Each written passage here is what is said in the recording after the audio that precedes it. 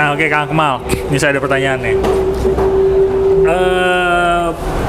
Manusia Indonesia atau Asia khususnya, umumnya Tenggara gitu. Iya. Kan ada menjelaskan bahwa kita tuh berasal dari suku Lemuria segala macam. Iya. Ini jujur saya masih belum tahu karena itu kan jauh sekali ya. Itu juga baru dari apa ya, sudut sains ya atau gimana? Saya nggak tahu bukti ilmiahnya seperti apa kalau dari sudut pandang ilmiah nih. Mungkin Kang Akmal bisa menjelaskan dari sudut pandang tadi ilmiahnya atau mungkin pernah meneliti dari apa tentang asal usulnya si manusia Indonesia ini. Ya kalau kita lihat dari Plato ya, Soros ya, pendeta dari Mesir yang di akhirnya memunculkan ide Atlantis itu sendiri gitu. Atlantis, iya. Bahkan Fir'aun di Mesir pun asalnya dari manusia perahu di Atlantis itu sendiri gitu. Makanya namanya Parao. Parao itu kalau di Riau ya orang-orang kita lah Parao. Madura juga. Di Parao itu artinya di perahu gitu. Bangsa-bangsa yang selamat dari bencana besar. Manusia ini perahu, menurut buku itu, iya. Manusia perahu. Bahkan dibikin imigrasi. Iya, makanya jangan salah di Italia itu ada nama daerah Bari dan itu di tepi laut gitu. Ngerti nggak, nyambung nggak? Kalau di Indonesia ada namanya Bahari gitu. Itu juga sama. Jadi yang konon katanya penduduknya itu mereka Eropa gitu ya, fisik tapi nggak tinggi-tinggi gitu ya. Nah iya, bahkan salah satu sama kayak orang kita gitu ya. Bener, bangsa Tuscany ini, Tusque, itu kan nggak diketahui asal muasal budayanya dari mana akarnya. Pokoknya di Italia itu ada daerah Tuscany namanya Tuscany. Itu tuh di mereka Bari. Kebingungan. Iya, mungkin sebelah utara Bari. Gitu. Bari juga ada, tapi sebelah utaranya juga ada. Mereka bahkan kebingungan. Atau kalau kita lihat catatan-catatan orang-orang Portugis yang udah menjelajah Indonesia, mereka bahkan bilang di peta-peta orang Jawa itu sudah ada Eropa gitu. Dan sebagian Mesoamerika, Amerika Tengah itu sudah ada gitu. Nah itu ini menyambung lagi pertanyaan orang Asia datangnya dari mana ya? Bisa jadi bahwa orang Asia ini dulu yang ada, orang Indonesia dulu yang ada. Karena menurut geologi geomorfologi, iklim dan lain-lain, peradaban yang di zaman itu ya es semua kan. Dan kecuali di daerah tropisnya itu tidak ada es. Dan di sini yang paling mungkin untuk menciptakan peradaban. Bahkan sampai peradaban canggih pun sangat mungkin di sini. Iklimnya mendukung ya? Iklimnya mendukung. Kemudian terjadi bencana besar dan mereka menyebar ke seluruh dunia. Dan di seluruh dunia ada yang dianggap dewa. Iya. Itu teori yang di sini nih, Stephen Oppenheimer tuh itu Out of Sundaland. Out of Sundaland ya, Stephen Oppenheimer. Teori dia yang baru tahun 98 itu. Jadi peradaban itu dari sini terpencar itu tadi karena ada banjir besar, mereka menyebar ke seluruh dunia. Nah itu akhirnya pas di sini jadi baik lagi wilayahnya, mereka balik lagi ke sini. Nah itu yang dipercaya teori out of Afrika sama teori of Taiwan, Formosa. Nah itu yang katanya jadi orang Asia, orang Indonesia nih terutama berasal dari Taiwan, ada yang bilang berasal dari Afrika, seperti itu. Padahal itu di jauh sebelum itu ada peristiwa besar lagi. Iya betul. Kalau kita lihat dari fosil aja, fosil manusia purba paling banyak itu di mana? Di Indonesia, coy. Di Indonesia ya saudara-saudara, di Indonesia paling banyak. Ya artinya kalau kita lihat peta bentang bumi saat itu, yang sangat memungkinkan untuk membuat peradaban ya memang di sini, di daerah Indonesia ini, di dataran Sundaland ini ya, paparan Sunda itu, yang sebelumnya daratan besar gitu. Dataran yang subur, kaya, makmur dengan jumlah oksigen yang lebih tinggi, lebih kaya dibanding yang sekarang, dan memungkinkan mereka untuk cerdas. Dan juga bisa memungkinkan, ini kemungkinan mereka juga bisa menciptakan wahana terbang menggunakan nitrogen cair. Makanya dewa-dewa banyak yang ngumpul di Himalaya kan. Betul. Itu kan nitrogen cair banyak di situ, atau di pegunungan Olympus gitu. Jadi mereka menciptakan wahana terbang sehingga perjalanan antar galaksi menggunakan portal-portal tertentu itu sangat dimungkinkan. Dan mereka mungkin bersemayam di planet Ser, planet yang diceritakan di buku The 12 Planet itu, yang setiap 3.600 tahun sekali mendekati bumi. Iya. Dan kemudian mereka turun lagi sebagai si Anu. Dewanya namanya Anu gitu. Anu atau Manu terserah, pokoknya ada Anu. Nah, yang nyebut Anu di kita si Anu tuh ya kan. Orang Indonesia kan kayak gitu kan. Jangan si Anu tuh. Nah, untuk menyebut sesuatu yang kita nggak tahu gitu. Namanya itu Anu gitu. Nah, namanya itu Anu. Ada gitu. clue-nya juga. Kemudian ya, dia menciptakan bangsa yang serupa manusia juga, serupa manusia seperti mereka ya.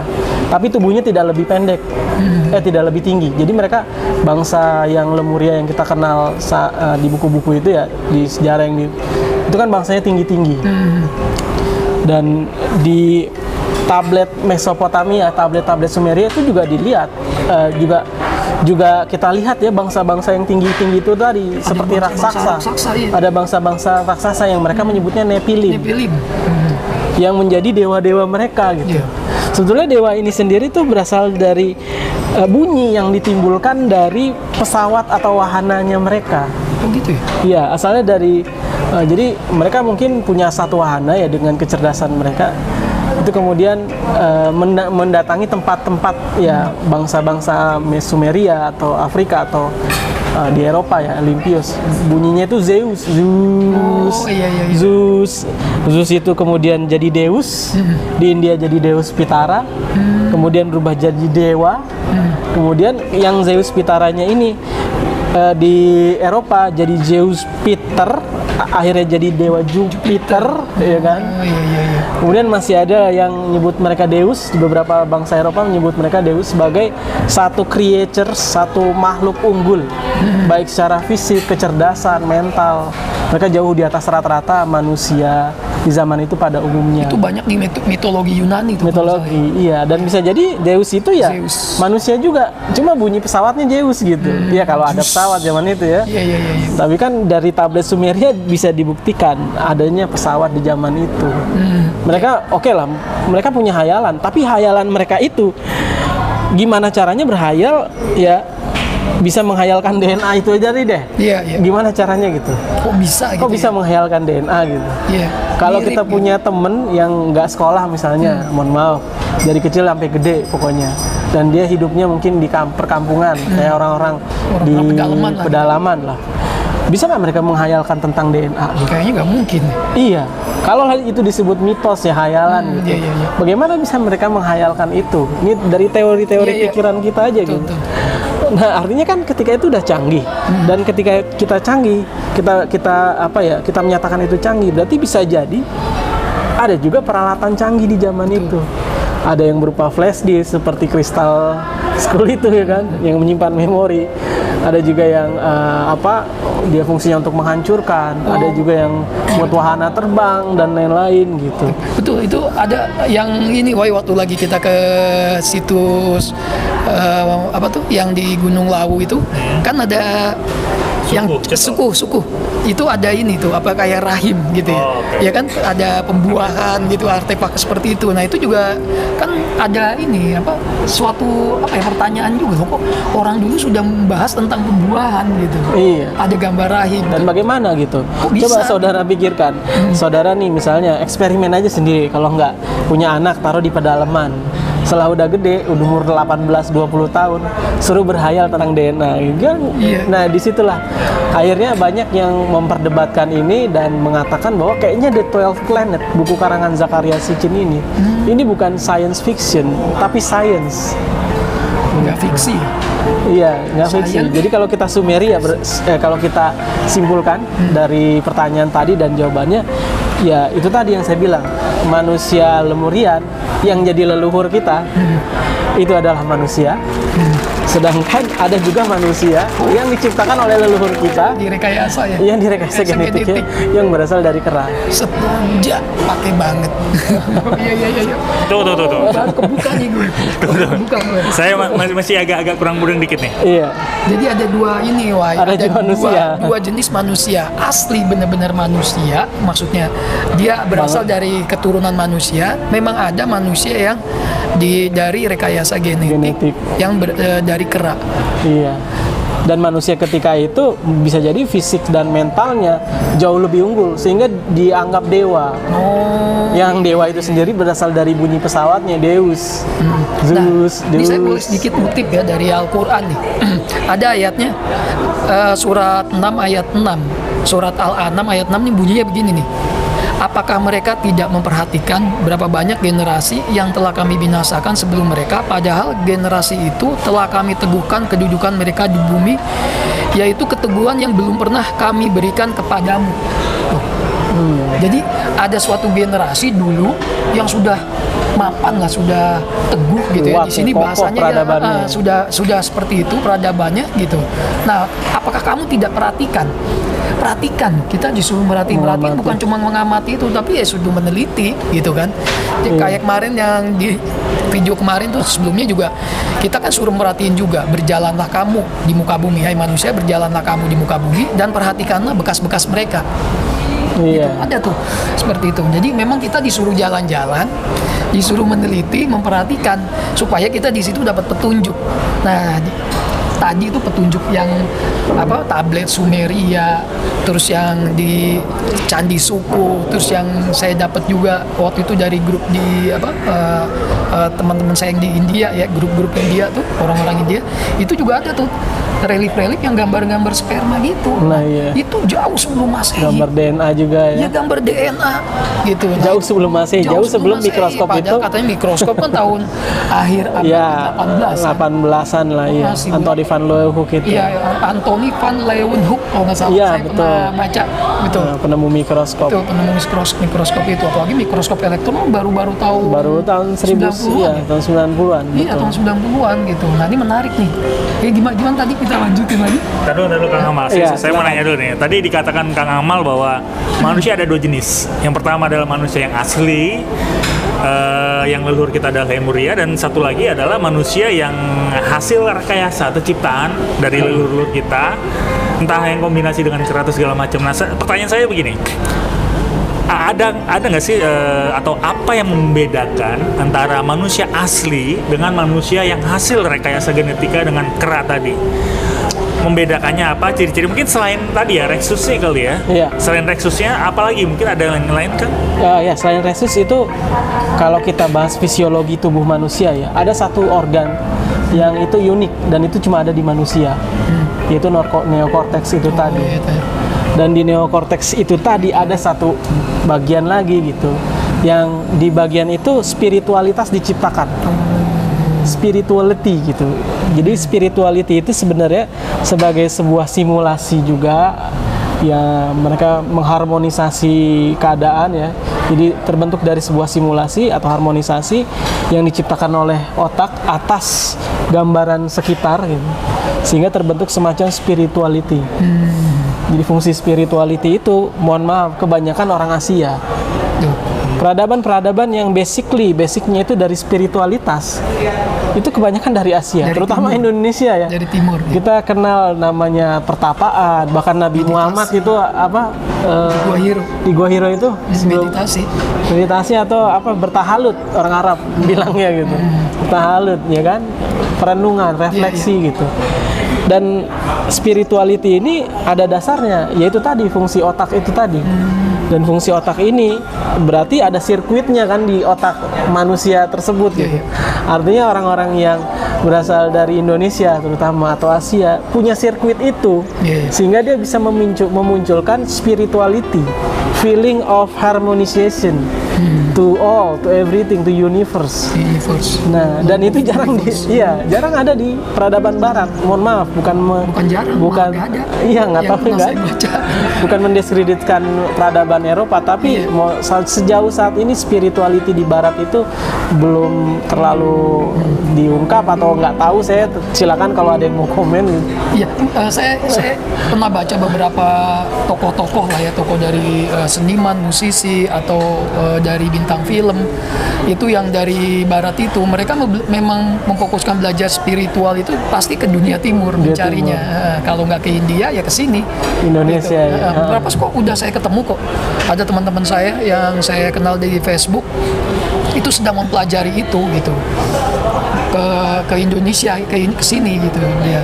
Di grup FB itu, di grup AI ada orangnya. Seperti itu. Iya, jadi itu tadi yang membedakan. Yang kedua itu spiritualitas. Dan untuk mencapai dimensi ketuhanan itu butuh yang namanya spiritualitas. Butuh untuk merasakan keberadaan Tuhan, kebertuhanan, itu butuh yang namanya sirkuit yang bisa menciptakan feeling of spirituality di tubuh kita, di badan kita gitu. Adanya gerakan sujud, ruku, itu bukan gerakan yang Bukan sembarang gerakan. sembarang gerakan, itu hasil semacam perenungan atau ya ada yang dibilang wahyu juga ya kan. Gerakan semesta, gerakan energi. Iya, kalau orang-orang Buddha, orang-orang Hindu ada yang dia menggunakan itu menjadi gerakan Tai Chi ya kan, contohnya ada spirituality atau yang diperintahkan kepada Nabi yaitu sholat gitu kan, itu gerakan untuk menimbulkan spiritualitas sebenarnya gitu. Makanya kalau ritual tanpa spiritual itu nol gitu. Nggak semua orang Eropa ya, saya kasih tahu nggak semua orang Eropa.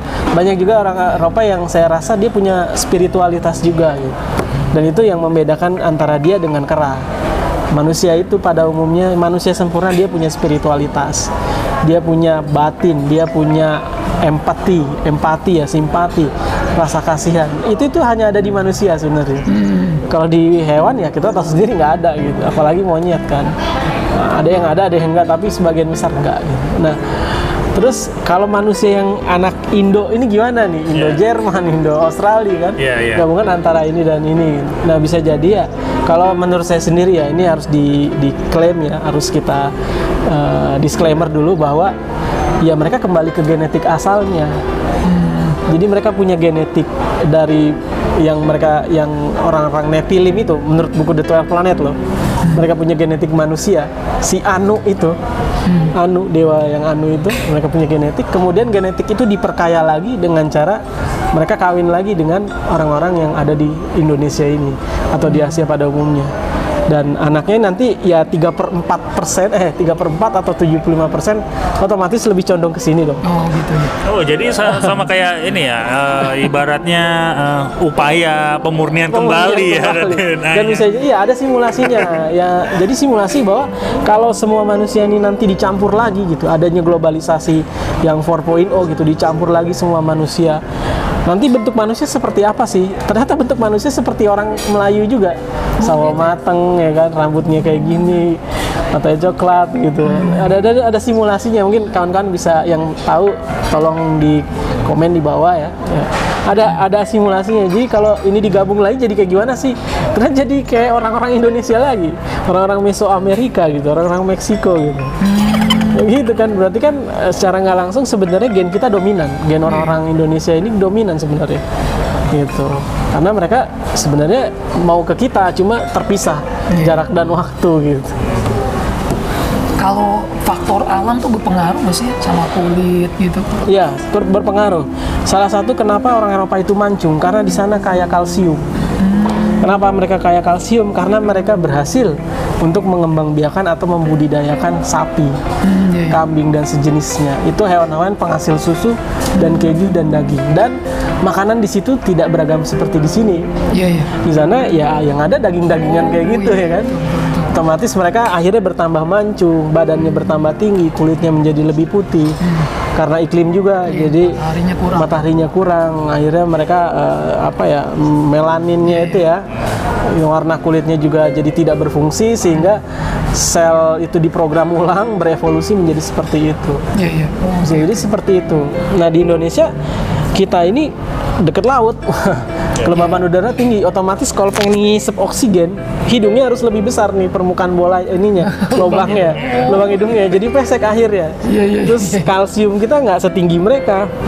Akhirnya tulang rawan kita ya melengkung dikit lah, nggak kayak gitu, ngedok gitu. Terus badan kita agak lebih rendah lagi gitu kan, karena makanan kita nggak hanya daging, kita punya tempe, kita punya buah-buahan yang beraneka ragam gitu. Kalau bicara makanan Nusantara tuh surganya makanan kan. Nah, ada jadi 300-an macam kan. 300 macam. Nah itu akhirnya membentuk manusia Indonesia seperti sekarang. Oke Kang Kemal, jadi kesimpulannya bagaimana nih tentang manusia saat ini Kang? Silakan Kang. Jadi kalau berdasarkan, ini saya disclaimer dulu ya, berdasarkan buku karangan Zecharia Sitchin itu, The 12 Planet itu, ada manusia yang berasal dari manusia lagi yang lebih powerful, lebih superior, yang dianggap sebagai dewa atau Deus Pitara. Bahasa setiap peradaban bumi ini beda-beda gitu. Ada juga yang manusia yang berasal dari modifikasi kera. Ada yang berasal dari kera juga. Dan kita kan dari katanya ya Atlantis itu dari Lemuria dulu ya. Jadi urutannya bangsa Nusantara, bangsa Atlantis, kemudian baru ujungnya bangsa Lemuria. Nah, Lemuria ini dari mana? Nanti itu mungkin di next episode ya. Oke. Ya. Untuk episode kali ini saya rasa sudah cukup, penjelasan dari Kang Amal bagus sekali. Ya, jangan lupa untuk like, subscribe video ini dan komen mungkin jika Anda ada pertanyaan terkait dengan apa yang kita bahas pada hari ini. Nanti kita buka sisi Q&A mungkin. Iya, di kolom komentar ya. Jangan lupa bunyikan loncengnya agar Anda dapat notifikasi tentang video-video kita. Oke, salam peradaban, salam pencerahan. Sampai jumpa episode berikutnya. Oke. Bye-bye. Bye. Terima kasih. Terima kasih.